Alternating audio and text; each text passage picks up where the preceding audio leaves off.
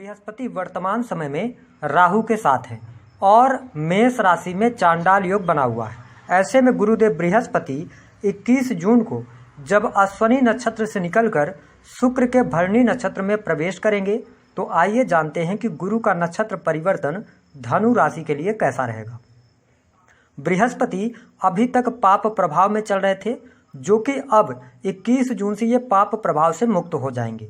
उसका कारण यह होगा कि राहु और बृहस्पति दोनों अश्विनी नक्षत्र में चल रहे थे, लेकिन अब बृहस्पति शुक्र के भरणी नक्षत्र में चले जाएंगे।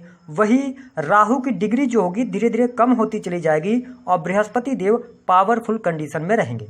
हमारे ज्योतिष शास्त्र में बृहस्पति को विवाह, सुख संपत्ति, संतान, धन वृद्धि, स्वास्थ्य, शिक्षा, धर्म इन क्षेत्रों का कारकत्व प्राप्त है। तो आइए जानते हैं कि आपकी राशि धनु है तो आपके लिए किस प्रकार के फल देंगे। देखिए, यह जो बृहस्पति का भरणी नक्षत्र में परिवर्तन हो रहा है, प्रवेश कर रहे हैं, यह आपके लिए बहुत ही शुभ रहने वाला है, क्योंकि बृहस्पति देव आपके राशि के स्वामी होते हैं, साथ ही आपके सुख साधन के भाव के स्वामी होते हैं। इन दोनों भावों के स्वामी होकर आपके पंचम भाव में ये गोचर करने वाले हैं। साथ ही पंचम भाव में गोचर करते हुए 27 नवंबर 2023 तक भरणी नक्षत्र में ही रहेंगे, जिसके परिणाम स्वरूप सबसे पहला बड़ा बदलाव आपके जीवन में प्रेम संबंधों में देखने को मिलने वाला है। प्रेम संबंधों में मधुरता देखने को मिलेगी। वही प्रेमी प्रेमिकाओं के बीच में एक दूसरे के प्रति विश्वास भी बढ़ा रहेगा। यदि आप प्रेम विवाह की तरफ आगे बढ़ना चाहते हैं तो यह समय अवधि आपके लिए अनुकूल साबित होने वाली है। आप प्रेम जीवन को वैवाहिक जीवन में भी बदल सकते हैं, ऐसी स्थिति देखने को मिलेगी। जो विद्यार्थी वर्ग हैं उनके लिए भी बृहस्पति का भरणी नक्षत्र में जाना भाग्योदय का समय आपके लिए शिक्षा में लेकर आने वाला है। आप आईटी फील्ड से, टेक्नोलॉजी के फील्ड से या बैंकिंग सेक्टर, कंप्यूटर टेक्नोलॉजी से जुड़ी हुई कोई भी एजुकेशन ले रहे हैं, लॉ का फील्ड हो गया, इसके साथ ही अगर देखा जाए तो आप शिक्षा के क्षेत्र से किसी भी प्रकार से जुड़े हुए हैं तो यह समय आपके लिए अच्छा रहेगा। विद्यार्थियों के लिए कॉम्पिटिटिव एग्जाम में सफलता अवश्य प्राप्त होगी, लेकिन शिक्षा के क्षेत्र में आप जितनी मेहनत करेंगे उसके अनुरूप आपको रिजल्ट प्राप्त होने वाला है। साथ ही आपने पिछले 7-8 वर्षों में बहुत सारी चीज़ों को खोया है, लेकिन बृहस्पति आपके राशि के स्वामी हैं, इसलिए इनकी जो पंचम दृष्टि है वो आपके नवम भाव पर पड़ रही है। तो भाग्योदय का यह समय रहेगा, भाग्य का भरपूर आपको साथ प्राप्त होगा। वही पिताजी के स्वास्थ्य को लेकर कोई समस्या चल रही थी तो वह समस्या भी दूर होने वाली है। साथ ही देखा जाए तो आपके लिए यात्राएं होती नजर आएंगी और जो यात्राएं होंगी वह सफलता पूर्वक संपन्न होगी, यानी कि यात्राओं से भी आपको बहुत अच्छा लाभ मिलेगा। इसके साथ में देखा जाए तो पैतृक संपत्ति से जुड़े मामले आपके हल हो जाएंगे। हालांकि ये हार्ड एंड फास्ट रूल के हिसाब से नहीं होंगे कि आज ही इनका नक्षत्र परिवर्तन हुआ और आपके जीवन में तुरंत ये चीज़ें घटित होने लगें। थोड़ा सा समय लगेगा, लेकिन 27 नवंबर आते आते आप नोट करके चलिएगा, पैतृक संपत्ति का लाभ आपको अवश्य प्राप्त होगा। इसके साथ में गुरुदेव बृहस्पति पंचम भाव में गोचर करते हुए इनकी जो 7वीं दृष्टि है वह आपके 11th हाउस पर पड़ेगी, जिसके कारण आपके धन में वृद्धि देखने को मिलेगी। डेली इनकम में आपकी ग्रोथ होगी, साथ ही इनकम आप सोर्सेज भी आपके बढ़ेंगे।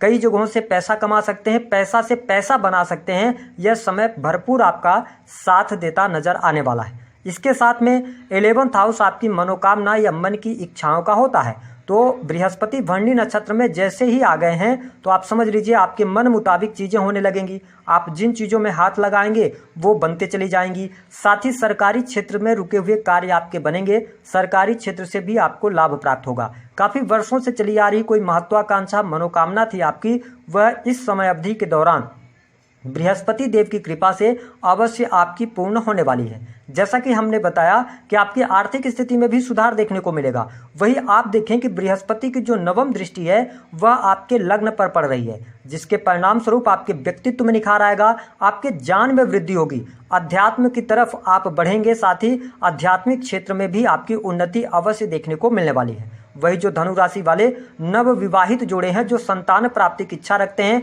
उनके लिए संतान प्राप्ति के योग बने हुए हैं। साथ ही संतान का सुख भी आपको प्राप्त होने वाला है। जो जातक अविवाहित हैं उनके लिए विवाह होने के योग बनेंगे। साथ ही देखिए, ये चौथे भाव के स्वामी होकर त्रिकोण भाव में है तो आपके सुख साधनों में वृद्धि होगी। भूमि, भवन, वाहन आदि का लाभ होता नजर आने वाला है। यदि आपको स्वास्थ्य संबंधित किसी भी प्रकार की समस्या चल रही थी, काफ़ी लंबे समय से आपकी हेल्थ अच्छी नहीं चल रही थी, तो यह जो भरणी नक्षत्र में बृहस्पति का परिवर्तन हुआ है आप देखेंगे कि बृहस्पति देव के भरणी नक्षत्र में जाते ही आप में थोड़ा सा उत्साह और एनर्जी भी आ जाएगी। साथ ही आपकी हेल्थ अच्छी रहेगी, स्वास्थ्य संबंधित परेशानियां अब आपको परेशान करने वाली नहीं होंगी। तो अगर हम देखें तो धनु राशि वालों के लिए दाम्पत्य जीवन में भी अनुकूलता आपको देखने को मिलेगी। तो ये स्थिति आपके लिए काफ़ी बेटर रहेगी। ये कुछ विशेष बातें हैं जिनमें आपको परिवर्तन अवश्य देखने को मिलने वाले हैं। हालांकि थोड़ा सा कोर्ट कचहरी आदि के मामलों में यदि आप उलझे हुए हैं, थोड़ी सावधानी पूर्वक बढ़ेंगे आगे तो आपके लिए अच्छा रहेगा।